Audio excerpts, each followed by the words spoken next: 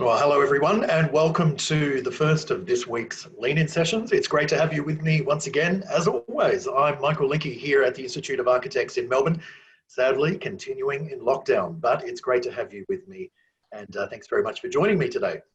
Today's session is on how architects can create a pipeline of work, and that's using practical marketing and business development methods that work.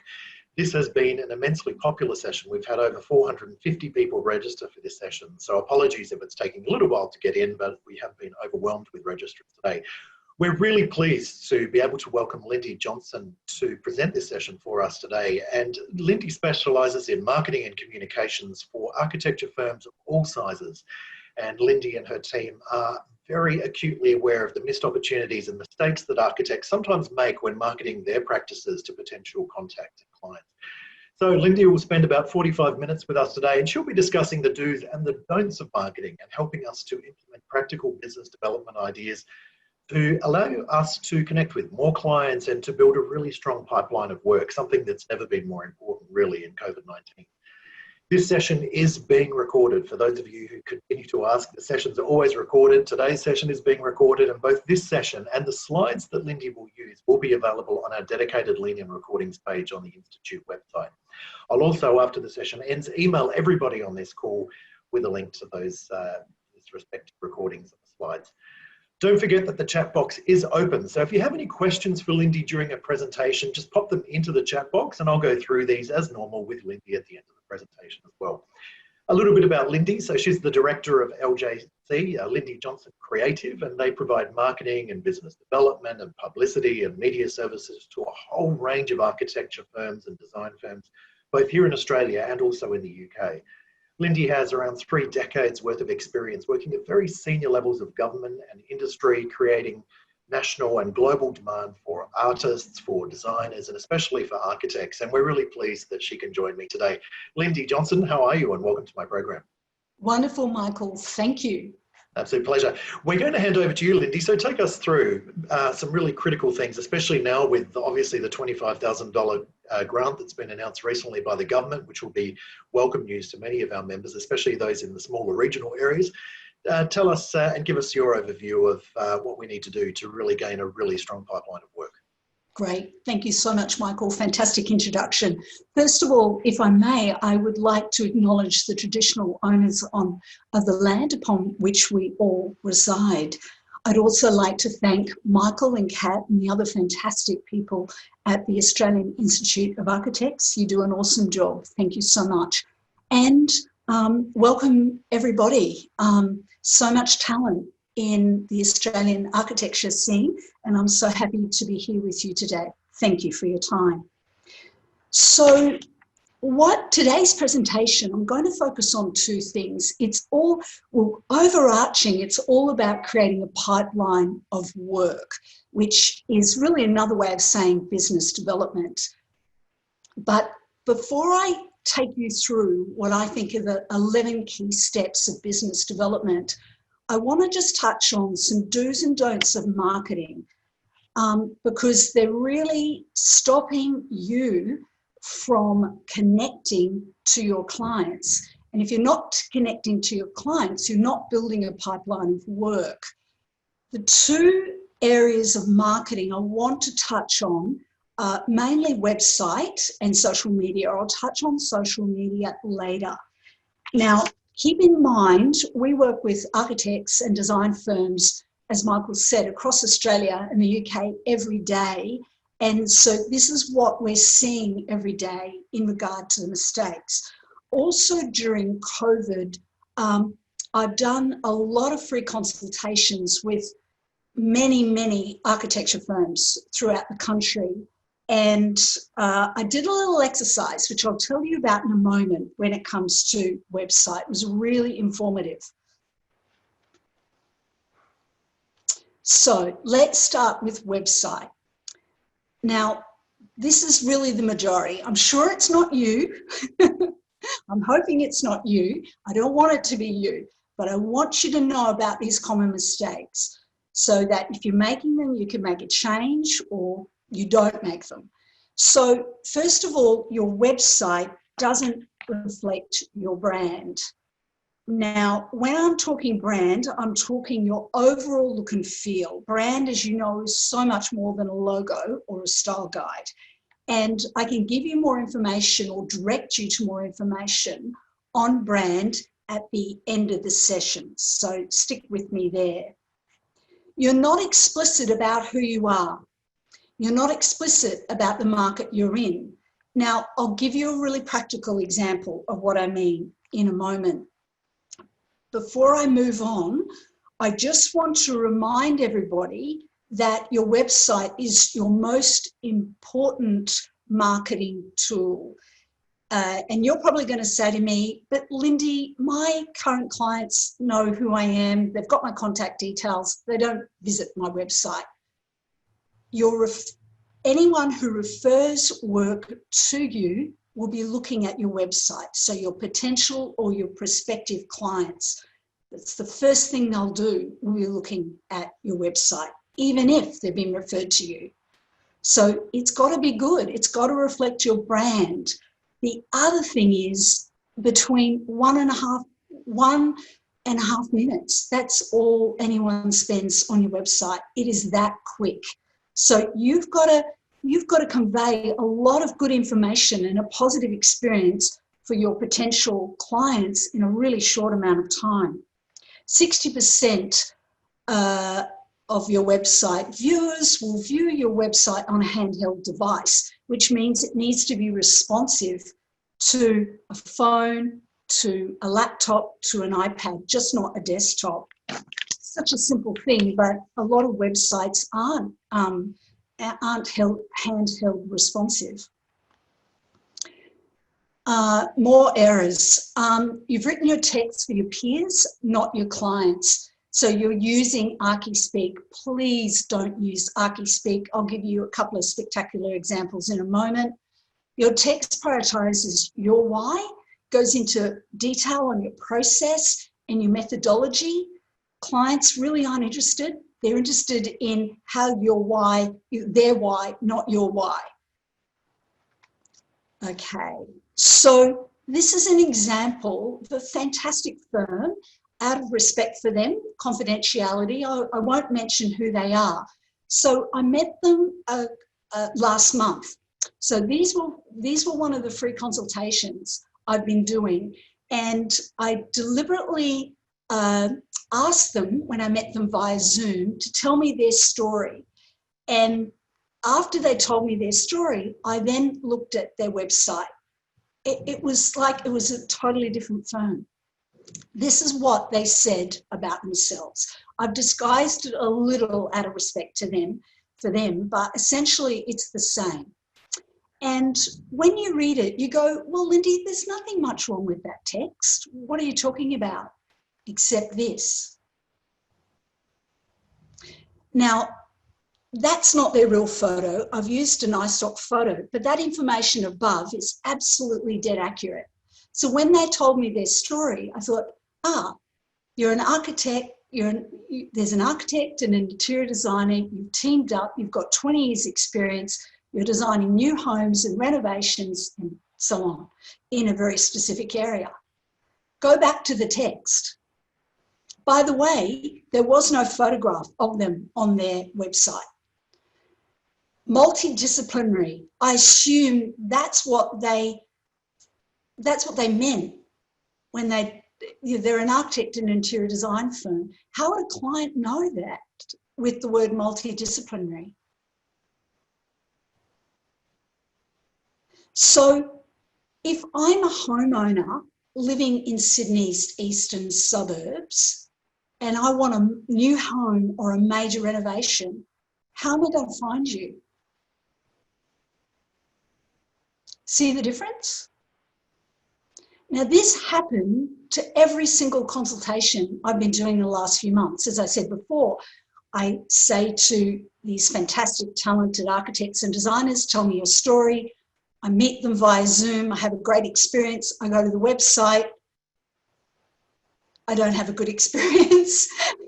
And it seems like a completely different firm. So these are the spectacular mistakes I don't want you to do, because I want clients, your target market, to find you. Now, this is another example. This is an overseas firm, but this is something so many Australian architecture firms do. So this is what I mean when you're not explicit about your what, who you are, and what market you're working in. You're prioritizing archi-speak and your process. You're getting into the process and your why, what drives you. I still don't know what market that firm works in. So how do you expect a client to find you? A lot of architects don't know the power of a good image. A good image is so much more powerful than copy. An image is far more believable than copy. So also,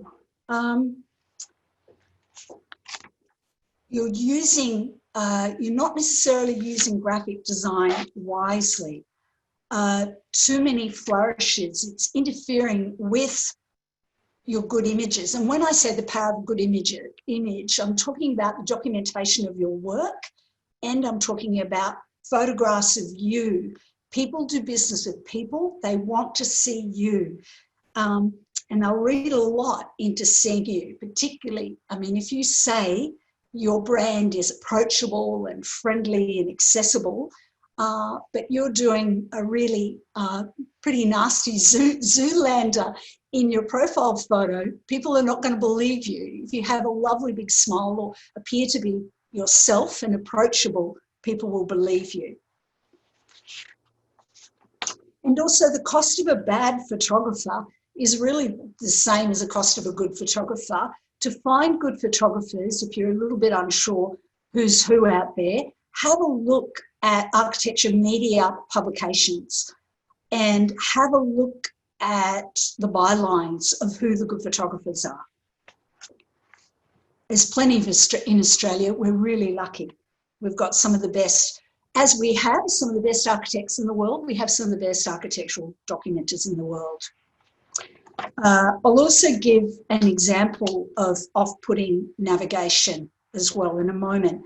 Now, in terms of writing, I want you to think about going back to basics. So as I said before, stick to the facts, who you are, where you're located, what markets you're working in.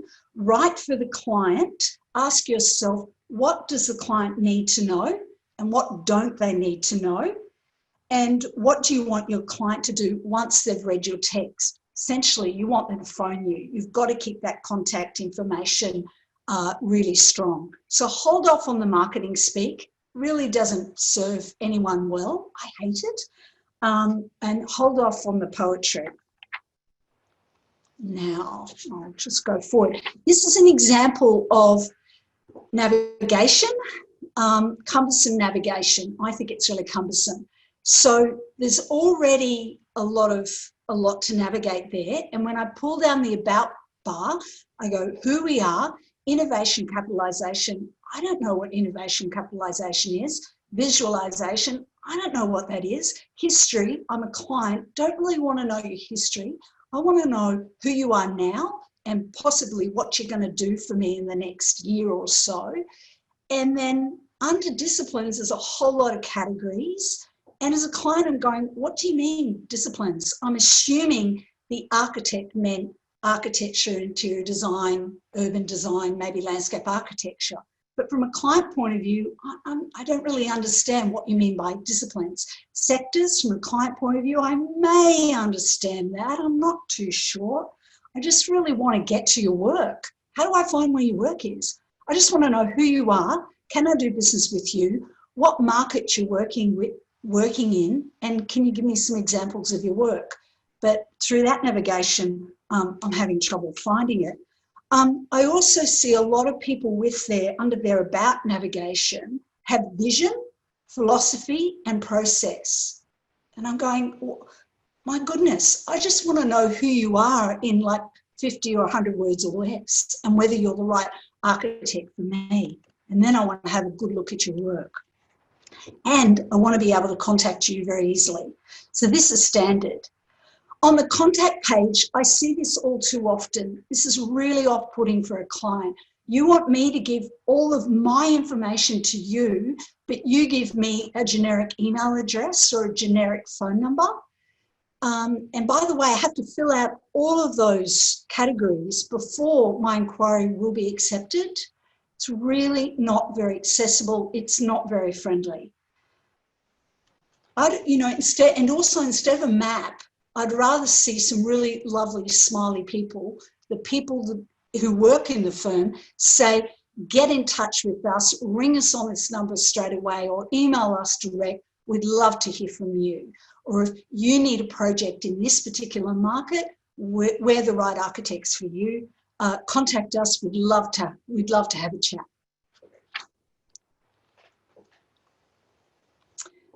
Example of when graphic design kind of overtakes the work. This is a really good architect. He's also an artist, but he's a particularly good architect, and he's really very experienced. He works all over Australia, and his work's terrific, but I'm really distressed when I see the graphic design just dominating those images. I also get a little distressed when the graphic design dominates the navigation and I can't even hardly find where to kind of click things. Believe it or not, I see that a lot. Okay, website. Please consider SEO, that's search engine optimization, when writing your text. If you keep your text to the what, if you're explicit about who you are and what market you're working in, similar to that example I gave you, those gorgeous women, that great architect and interior designer working in Sydney's eastern suburbs, if they use the text that I just did for this lecture, that is perfect for SEO. If they continue to use their text, no, their desired market won't be able to find them at all. Increase links to and from your website. You can do that with published articles, or linking to your website to and from articles you create, but also when other people publish you and your work. Also, email signature blocks. I'll give you an example in a moment. A really easy, good way to drive traffic to your website. You and your team, unfortunately, are receiving too much email traffic. It's absolutely probably interfering with a lot of your architecture and design on a daily basis, but nonetheless, email has been here to stay for the last couple of decades. So use that real estate to your advantage at the bottom of your signature blocks. So these are two we designed for clients some time back. So the first is Bureau Proberts, and so that's meet our new partners, and they're hyperlinked directly to their news section of their website. By the way, they're about to have a whole new website. Sam Crawford, gorgeous architect, very talented, based in Sydney. So it was done some time ago. So it's not current, but done some time ago. And that tells you a lot in a short kind of burst. Okay, create a pipeline of work. So I've got 11 steps to go through. So as I said, creating a pipeline is all about connecting with your clients. And once you're connected with your clients, the trick is to find ways to communicate with them often. I'd love you to do it daily, if not weekly, monthly. Got to connect over and over again. So the first thing to do, this is absolutely critical, is establish your client database. If you've already got one, you probably need to improve upon it. Now, when I say client database, I want you to be really clear about your existing clients. Your existing clients are really valuable. If they're good clients, you want them to stay as existing clients. You want them to give you more work in the future. And of course, they can be excellent referrers of work to you if you're clever enough to tap into their network. Prospects, you can use any word for that, potential clients, prospective clients, whatever you're comfortable with. Referrers, so people who can refer work to you, or influence who gets work. So it's up to you what words you use there. Past clients, good past clients, also really valuable. So you need to have them in your client database. And as I said before, we're going to talk about ways to connecting with those clients on a regular basis. But obviously, to build a pipeline of work, you need to build more clients. We'll talk about that in a moment. Don't make your list too extensive. Keep it tight and targeted. You know what I mean by that. Okay.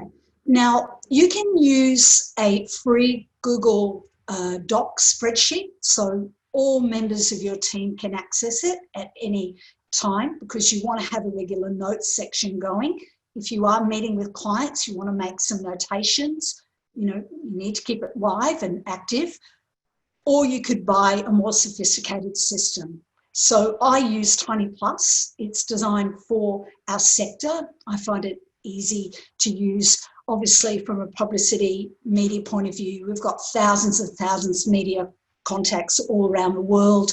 We've got hopefully every developer in the country, every education procurer, healthcare procurer, and so on. So I need a robust system. So we use Tiny. It costs me about $100 a month. I'm not saying you have to. I'm just giving you an example of different systems out there. As I said before, you can. It doesn't have to be fancy, and it can be free of charge. A Google Doc spreadsheet. The main thing is I want you to have something. I want you to be looking at it constantly and using it. And I'll repeat this all the way through our discussion. Commit to business development. So that's another way of saying commit to your clients, put your clients at the centre of your business, not your peers. I'll talk about that in a moment. And that's about committing to business development. Will all be about building a pipeline of work now and into the future. Determine who is responsible for business development. It might be everybody in the firm and everyone's got different roles, or it might simply be the owners, the directors, the principals. It might be one of the directors, because some people don't feel they're very good at it. So it needs to be on another director. Either way, discuss it with amongst yourself, determine who's responsible. As I said before, as I keep saying it, you need to spend dedicated time on it. Market research, this is really important. Know and research your market. Be very clear about the sector you want to work in or you're working in now and into the future. Now, LinkedIn is an excellent device to research clients in many markets. Not residential, not so good there. We'll talk about other ways for residential in a moment. Google search, so simple, so easy to do. So with LinkedIn, what I mean by that is, let's say you work in the education sector or the healthcare sector. You're already connected with referrers, project managers, let's say, or a builder, or who work in that particular sector. Once you link in with them, you can have a look at their contacts and go through their contacts. You'll probably see a lot of potential clients there. So if you're in, let's say, you're in the education, aged care sector, you should, let's say it's higher education, universities or independent schools, you should be linked in with every single potential client. So every single business manager, facility, property manager of every university in the country or in the geographic location you want to work in. It might just be in your own particular state or region. That's perfectly fine. It's up to you, but you need to be connected with those people. So clients and referrers to work. Now, I'm assuming you'll know how to get onto panels and tender lists in your particular sector. I've taken that as a given. Writing submissions. Now, that's a whole nother lecture we can't go into today, but I don't want you to do really well at business development, connect with potential new clients, get onto tender lists or panel lists, and then lose it on the submission. So I want you to fine tune your submission, proposal, EOI, tender doc writing skills. Now, on our website, you can go to it anytime, lindyjohnson.com.au. You'll see the link at the end. I've got 5 submission writing tips for architects and designers. Have a look at that. Social media. Now, once you connect with your clients on your preferred social media platform, I find LinkedIn really good for sectors other than residential. Pinterest is great for residential, and probably Instagram. So let's say you're connected with your desired clients, your referrers and so on. I need you to follow them and comment and engage with them. So what I'm seeing, this is a big mistake architects do. They don't connect with their clients or referrers. They connect with their peers, and then they comment on their peers. There's no commentary or engagement with their clients. It doesn't take very long to write a positive, generous comment. And you can learn so much about what your clients are doing, what they're up to. You can get market intelligence by doing that. So that's a big mistake I'm seeing. Please don't make it. Also, in your preferred social media platform, your introductory text about who you are, again, be explicit about who you are and your desired marketplace. I don't really want to know how many cats you have. That's your personal account. That's not your professional account. I want to know who you are or what firm you're working for in a professional context, what that firm's specialty is, so that your market can find you through your social media, which should all be linked to your website, by the way, so that social media channel is going to and from your website. Another way to drive SEO and your Google search rankings. So you don't have to pay for those dreadful Google ads. If you do pay for a Google ad, fine, but I'm hoping you won't have to. Now, another way to connect with your clients is do your own events. And I know you're going to say to me, Lindy, it's COVID. We can't get physical. Wrong.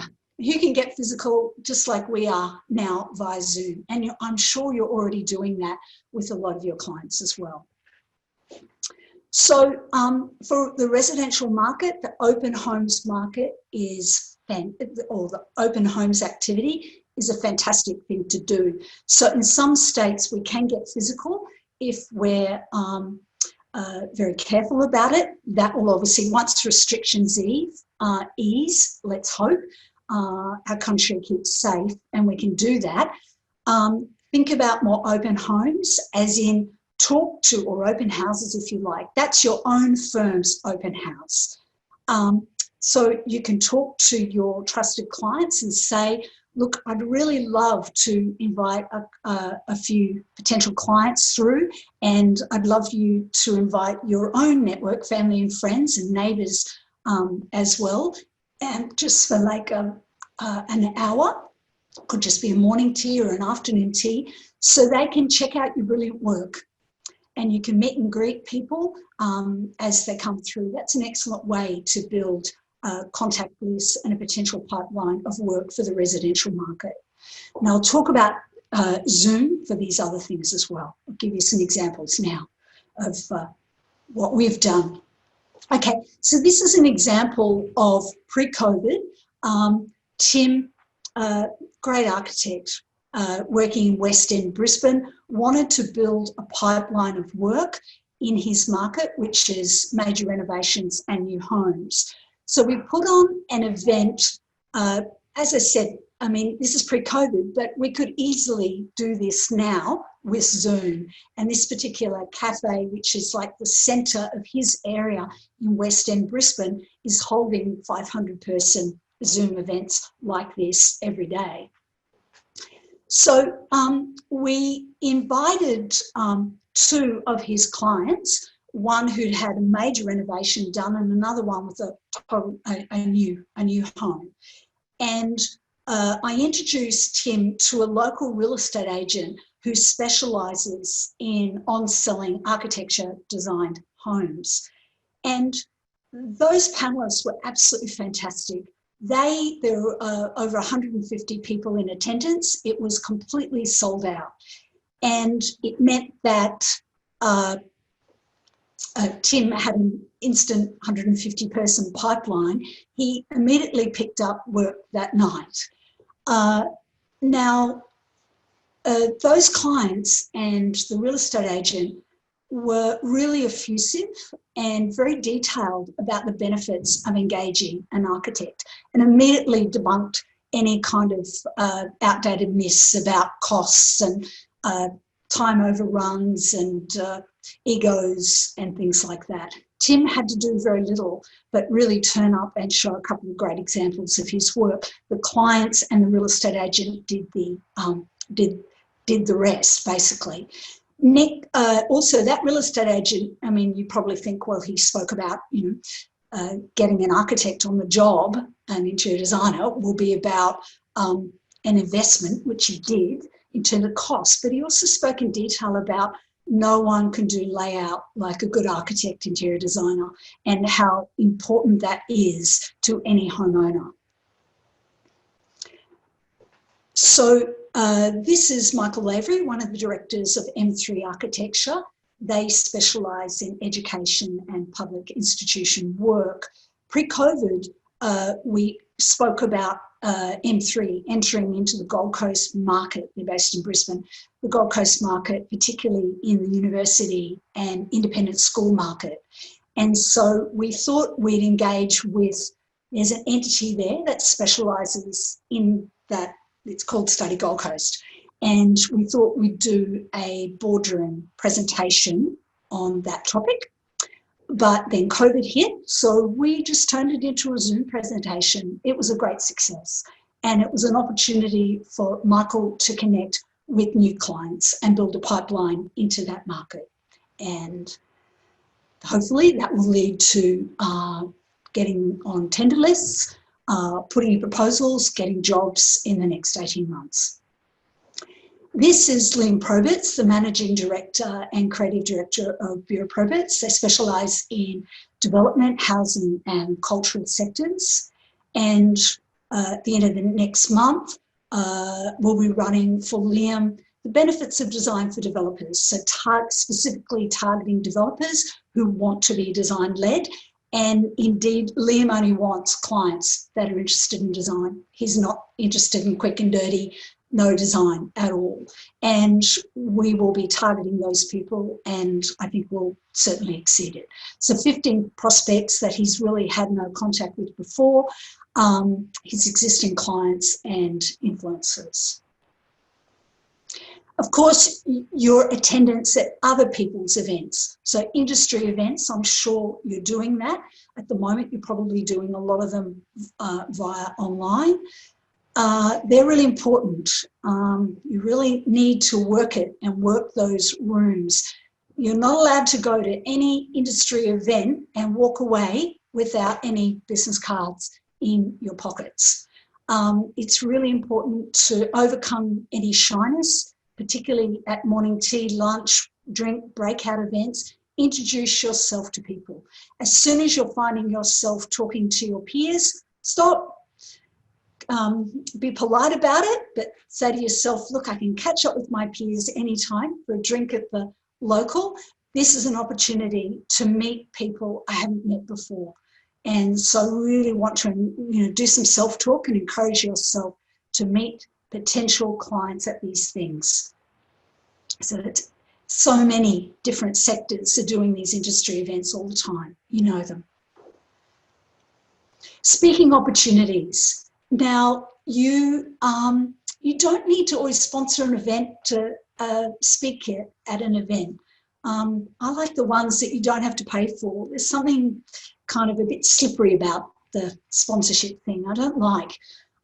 You're an authority, you're an expert in your area, A lot of industry events need to hear from you. Put yourself forward, get in touch, do some research, find who the organisers are, and let them know that you could give a 15-minute Q&A session, the benefits of engaging an architect, particularly or in the sector that the industry event is being held, the benefits of design to that sector.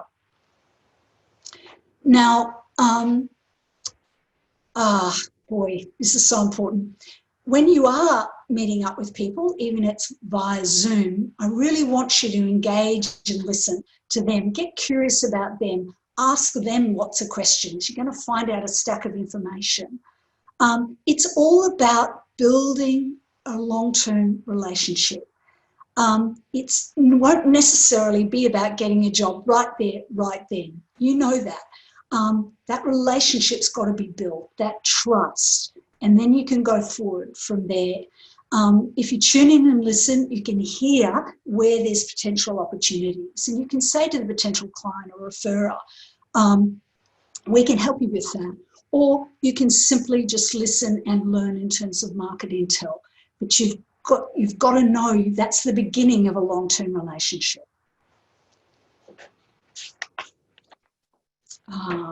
So, yes, we're on. Okay.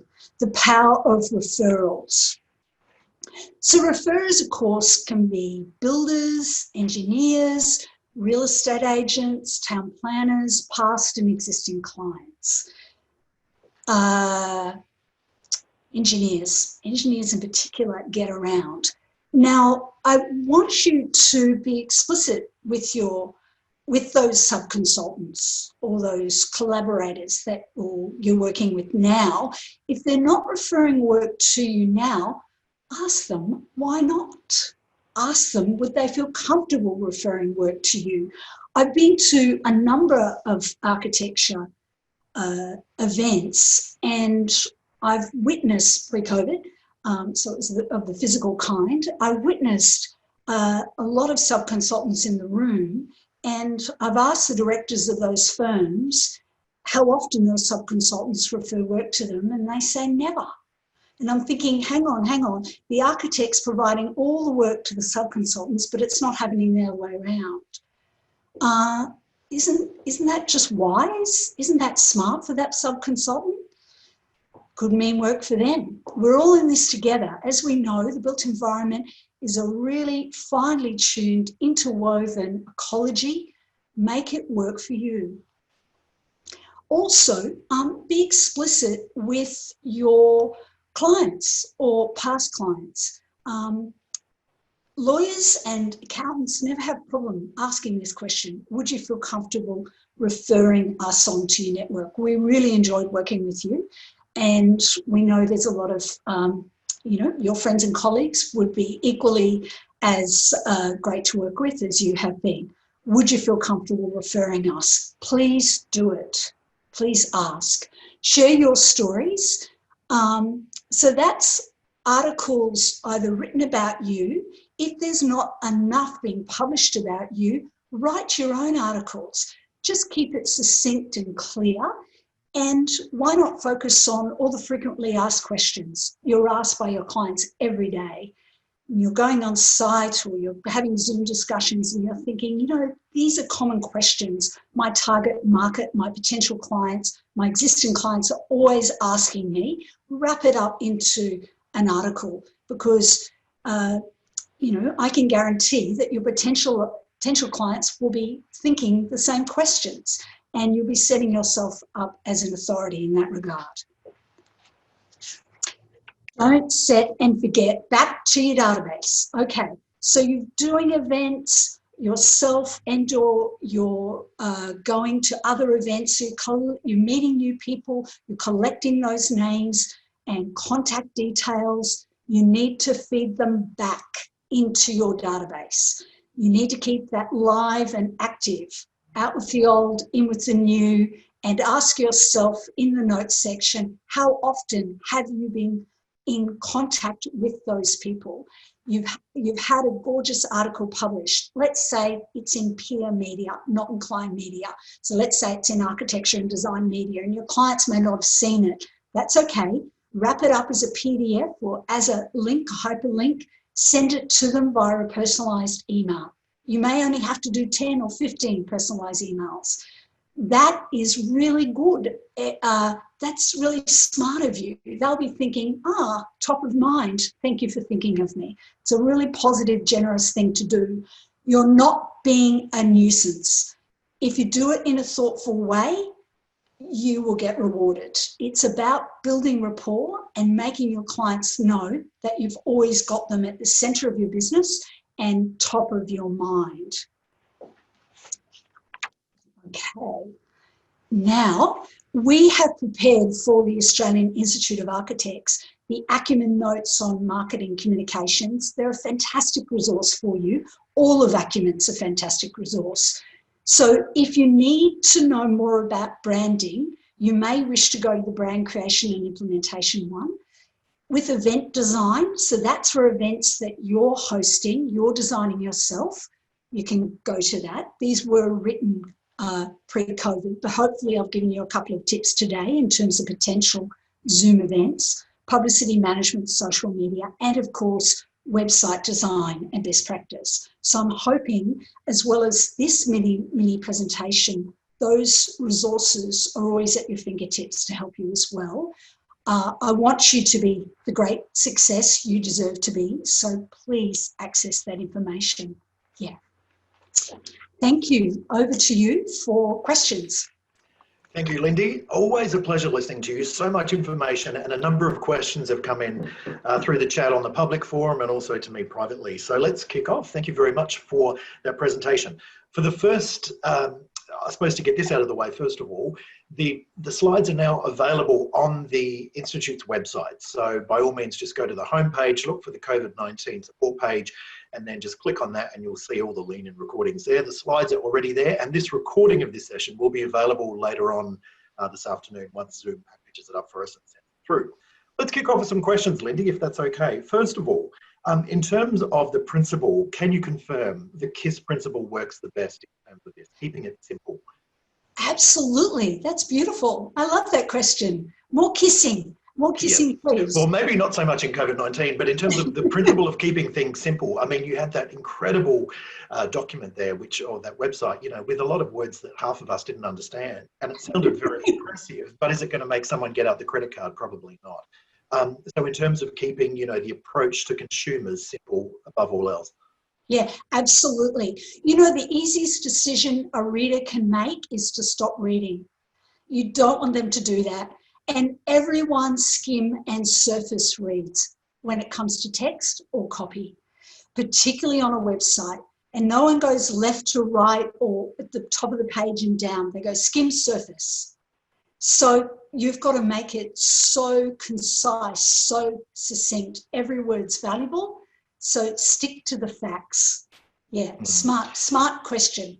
Another one is about fees. This is a question that comes up quite often from members of the community. And even before I started working in architecture, I always felt that architects were sort of beyond my price range, that, you know, they didn't have the ability to work on a project which was commensurate with what was in my wallet.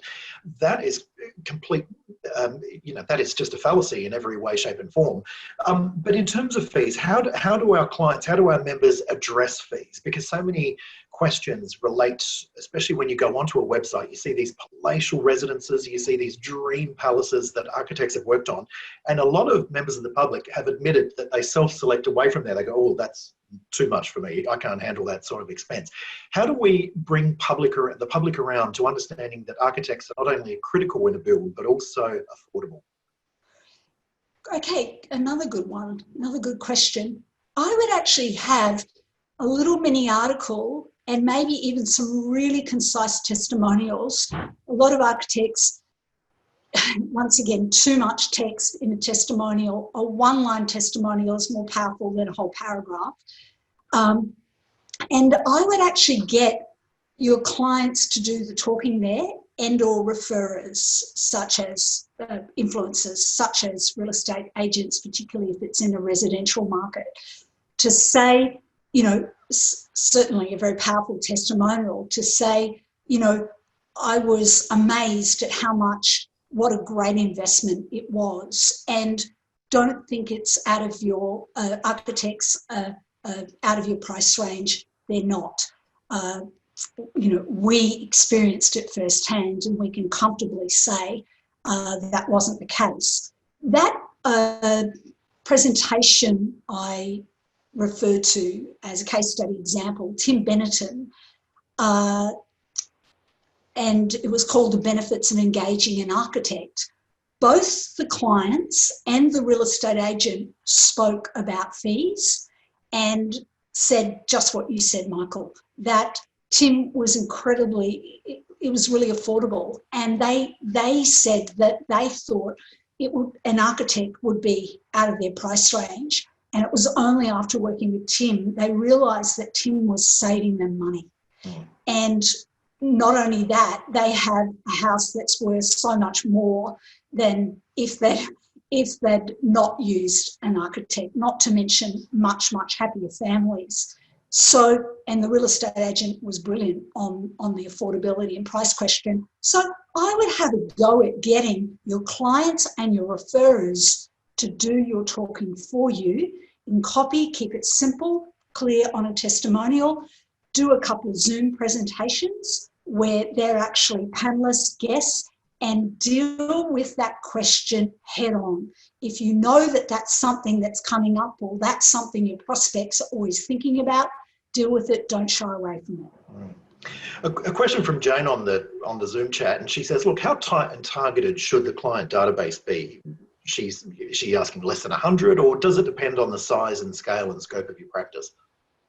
Yeah. So Jane has answered her own question there. It's more targeted in that if you've got, like, for example, 100 contacts there and you only know 20 of them, or you're only keeping communication, regular communication up with 20, not the 80, then that really suggests you probably should be targeting 20, not 80. So it's what you can handle. It's no point having all those contacts on your database if you don't really know who they are, you don't know what they're up to in terms of their world, what's happening in their world, what's driving them, any market opportunities in that sector.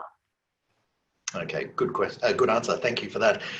In terms of, and this is a fresh question that's come in from David on the chat, as a student, as an emerging architect, for those that might not have a massive pipeline of work behind them, not a huge work history, what's the best way to market your brand as a newbie, as a fresh architect starting out, without the sort of blessings of having an established client list behind you?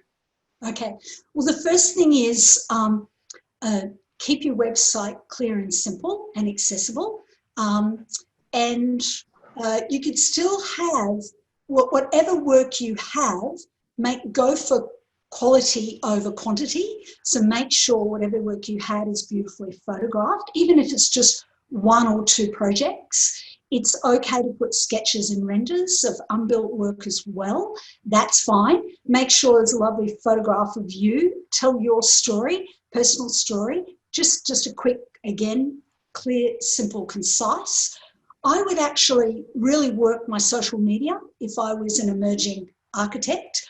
I would work my local area. So if this particular architect, whatever market, it's a he, isn't it? Yes, James, I think. Yeah. Whatever market he's working in, James needs to know the market, the location, the geography really well and know everything about it. Let's say it's residential, I would introduce myself to the real estate agents in my local area. I would be introducing myself to builders. By the way, real estate agents you're happy to do business with, and who respect design. Anyone who doesn't respect design, forget them, drop them, they're not worth it. Same with any decent builders, any decent engineers, etc. I would introduce myself to any of those potential referrers and I'd say, hi, I'm James, I'm specialising in this area, I'm new, I'm emerging, these are my competitive strengths, this is why you should refer work to me. Could you do it, please? Keep in contact with those people, James. They're potentially your lifeline. That's the key. Those potential referrers that you're about to meet and build a relationship and rapport with, have an ongoing relationship with, are your key to getting work.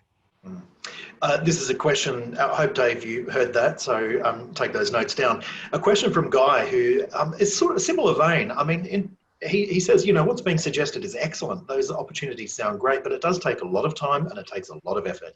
And it can be sometimes quite restricting for a small practice to spend all of their time on business development and marketing. There are other jobs to do. What's one or two key messages that deliver maximum impact?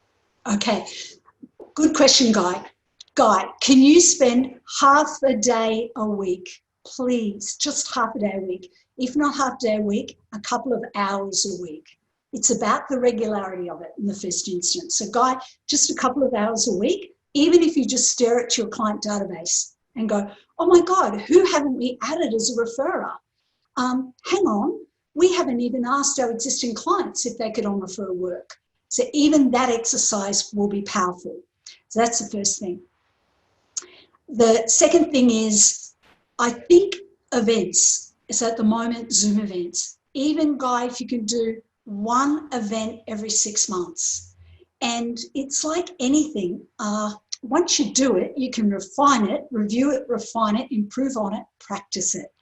So, and once you're in the groove, you can go, actually, that wasn't too hard. It was a bit time consuming, but we can cut down time by doing it more automated or doing it that way. So once you start practicing it, get into it. Guy, make sure you have a good, decent website, which is your front face to the world. I would do a couple of Zoom presentations, maybe one 6 months, whilst we're still in online. When we're more physical again, you might want to then do it in person. Host your own event. It could be in your studio. It could be at a local bar, a local coffee shop. Know your market and be very enticing to get them in. And even if you only have 10 people in the room, that's absolutely fine. Those 10 people could lead to 1 or 2 jobs or lead to another 15 people. A question from Terence, who's messaged me on the chat box. This is an interesting question. He's talking about what do you consider the value of something that might be quite speculative? I mean, this is talking in relation really to maybe a home design post-COVID. What's your view on presenting projects that are yet to be built? A lot of architects do this. That really is a question for you, because obviously you're going to have to weigh up the amount of money and intellectual property you are investing. And I'd want to see, I know it's risky, it's a calculated risk, but that risk has to be offset against that investment. So you might say to yourself, you know, I could spend 40 hours, I'm just making this figure up, please don't use it as a guide. I could spend 40 hours of my valuable time and expertise on putting in a proposal, a concept design, and I may get nothing back. But it's a calculated risk, I'm willing to give it a go. So I just weigh that up. I draw the line though. I wouldn't be spending double that or 3 times that. I'd be very self-disciplined so that that risk can be managed, if that makes sense. But a lot of architects do that, and a lot of it pays off for them.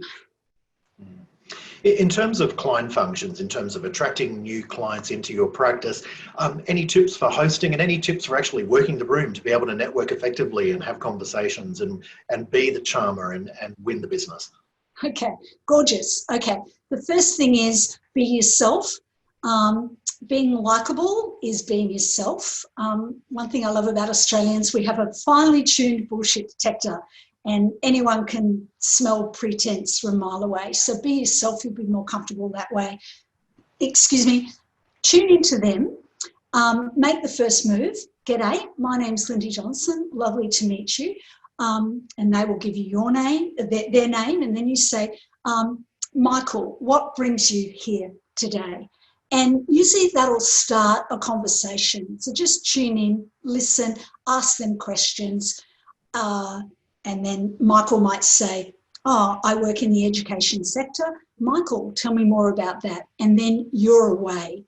And then you're suddenly speaking about the university campus or the school campus. You're speaking about your challenges, etc. So put yourself forward, introduce yourself, be friendly, because it's about fear or foe.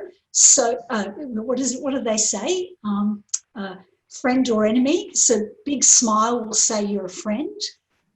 Put yourself out there, tune in, ask lots of questions, make sure you do more listening than talking, and you'll learn a lot more. Yeah. I'll wrap the session up soon, but just a couple more questions. Sorry, that you've been incredibly popular today, Lindy, which is fantastic. But look, architects, it is a profession which sort of borders science and art, and quite often we can be good at one thing and not the other. So in terms of writing briefs and putting in beautifully worded content that will win the job, I mean, what advice can you give architects about becoming better writers? Sometimes we sort of, are on one side of the fence more so than the other, but general advice to get a really award-winning brief? Okay. An award-winning brief, address the brief. So that is, if you have a lot of specifications down, selection criteria, use the selection criteria and the wording of the selection criteria that's been set by the potential client. The second thing is show more than tell. So give concrete examples of what you mean. If you say we are innovative, give examples of how you're innovative. If you say we're very conscious of sustainability, give concrete examples of that in terms of past work or even current work. And when you're writing, use short sentences. It's always the best. Ditch the long sentences and keep to the facts. Try and write actively, not passively. By that, I mean keep the subject, the purpose of the sentence, up the front of the sentence. So don't use a lot of hyperbole. No, that makes great sense. It's really hard in like a couple of seconds to say that. Our submission writing techniques will help you on our website as well. It's good to see that so many viewers have really honestly said, both here on my private chat as well, that they have been expending quite a significant amount of work on marketing, but they're not seeing the results, the resulting stuff. Now, I could talk to you all day and you are a wealth of knowledge. If people want to get in contact with you, Lindy, and want to take the conversation further, what's the best way to get in touch with you? Okay, so my website, lindyjohnson.com.au, and you can critique my writing, critique the images, critique the copy, has my phone number. I'm available anytime. If I'm in a meeting, my phone will be off. I will ring you back, or my email address is also on there. That's great. Thank you very much. So that's it for today. Lindy, thank you so much for the evident amount of work that you've put into that presentation. We've had, sadly, we had to cap the numbers in the room just due to the size of the Zoom conference. We had 300 people squash in and there are about 170 waiting to get in. So my inbox is filling up saying, please send me a copy of the recording. I will send everybody a copy of the recording myself. So whether you've registered, don't worry about hunting it down afterwards. You'll get an email from me later on this afternoon or this evening, and it will have a link to it. And we'll also have a link to lindyjohnson.com.au if you want to reach out and get in touch with Lindy as well. So I'm hoping that has left you all today with some fantastic advice and guidance and support for how you go out there and engage. And importantly, in this world of post-COVID-19 or in current COVID, that this will give you some passion and excitement to go out there and continue to hunt for further clients and really broaden your pipeline of work that you've got. That is it for today. I'll see you again on Thursday. I've been Michael Linky, the GM here at the Institute of Architects down in Melbourne. I hope you all stay safe and well, and look forward to catching up with you all on Thursday at our next lean-in. Stay safe. See you soon. Great. Thank you. Thank you.